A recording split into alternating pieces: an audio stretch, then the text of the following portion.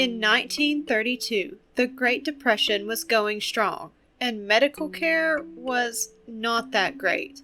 So, you can imagine when Charles Pollard heard that a group was giving food, medical care, and burial insurance to African Americans at a local schoolhouse, that he was ready to pop over and see what was troubling him. His diagnosis? Bad blood. He didn't know that he would be one of the last survivors of one of the United States government's most famous unethical experiments. Hello, and welcome. Today we hear about all sorts of diseases, not thinking that there were once diseases that ravaged societies and people to unimaginable degrees that are now cured with a simple shot or pill. One of those diseases crossed the Atlantic with Columbus and his crew when they sailed in 1942. When Charles VII of France attacked Naples in the first of the Italian Wars in 1495, a new and horrible sickness came out among his soldiers. Its impact on the people of Europe was devastating. The remedies were limited and mostly ineffective. This horrible disease is called syphilis. Up until the early 20th century, syphilis was confined to the New World, but that would change with Christopher Columbus's historic voyage. Syphilis is a bacterial infection that is typically transmitted through sexual contact, but can be passed via contact with lesions on the skin or mucous membranes as well as from mother to unborn child. The infection begins as a painless sore, but after infection, it can remain inactive in the body for decades before becoming active again. If not treated, syphilis can cause life-threatening damage to the heart, brain, and other organs, and can eventually kill a person. Today, syphilis can be cured simply with penicillin shots. However, in 1932 in Macon County, Alabama, this wasn't the case. The United States Public Health Service planned to conduct a study to investigate the natural history of untreated syphilis in the black population, dressed up as a free medical care program that was totally benevolent. 600 African American men in Macon County, Alabama participated in the research, eager to supplement their low incomes with medicine and free food, making more of their money available for themselves and their families. However, they didn't know that the kind experiment would slowly watch them die. One of the participants that took part in the study was Charles Pollard. The doctors examined him and gave their diagnosis: bad blood.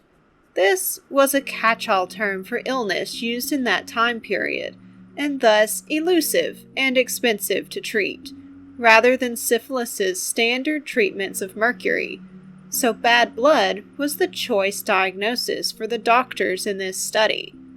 All of the men, including Charles, had no idea about syphilis. They only knew that their bad blood was being treated for free. Among the 600 participants, there were 399 men suffering from latent syphilis, and 201 men who were negative for the disease. The participants, which were mostly sharecroppers, and many of them had never seen a doctor before, agreed to the treatment. The 600 men were supervised by health workers and only given placebos, such as aspirin and mineral supplements. The research took place on the campus of Tuskeegee Institute, where all the patients had regular appointments with the doctor and were monitored. This 40-year experiment followed 600 patients throughout their lives, with officials refusing to notify them of their real diagnosis. In 1947, penicillin was recommended as a syphilis remedy and treatment. The United States Public Health Service was already aware of penicillin's success rate, but kept it hidden from the public, especially from participants of the study. Despite the knowledge that penicillin was already the recommended treatment, the patients were not even given a single remedy.